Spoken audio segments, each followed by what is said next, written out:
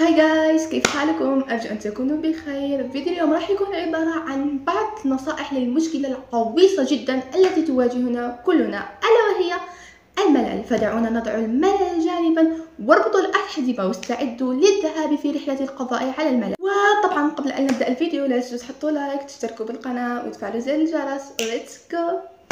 النصيحة الأولى ألا وهي المطالعة، سواء كانت مطالعة روايات أو كتب تنمية ذاتية، فكلها تجعلنا نطور من رصيدنا اللغوي، نتوسع في خيالنا أكثر.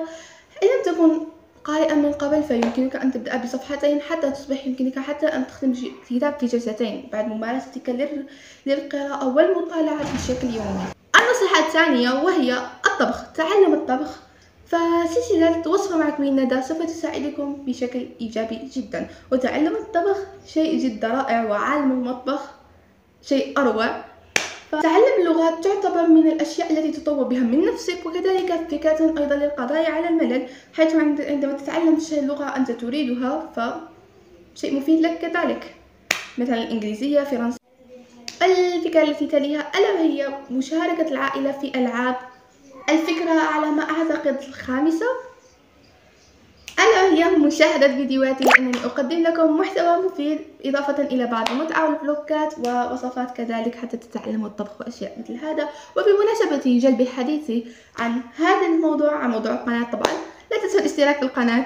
النصيحة التي بعدها ممارسة مختلف النشاطات اليدوية مثل الأشغال اليدوية، صناعة إكسسوارات إلى آخره.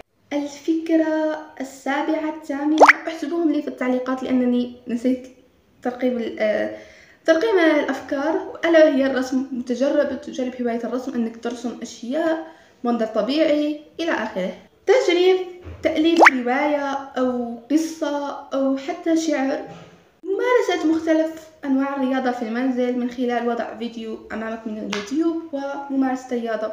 الاعتناء بالنفس والبشرة من خلال تجربة وصفات طبيعية للبشرة للشعر، تجربة ماسكات للشعر إلى آخره. الفكرة التي بعدها ألا وهي حفظ القرآن. تغيير ديكور الغرفة يعتبر من الشيء الذي يفتح النفسية ويغير كذلك الملل، حيث تعتبر تغيير الغرفة أو محيطك الخاص من الأشياء جد رائعة، والتي تفتح نفسيتك على الممارسة أكثر في نشاطاتك اليومية. الخروج مع الأصدقاء والترفيه مع النفس شيء جدا رائع كذلك، وفكرة رائعة للتخلص من الملل. وآخر فكرة ألا وهي مشاهدة مسلسلات أو أفلام في وقت الفراغ. مع السلامة، نلتقي في فيديوهات لاحقة.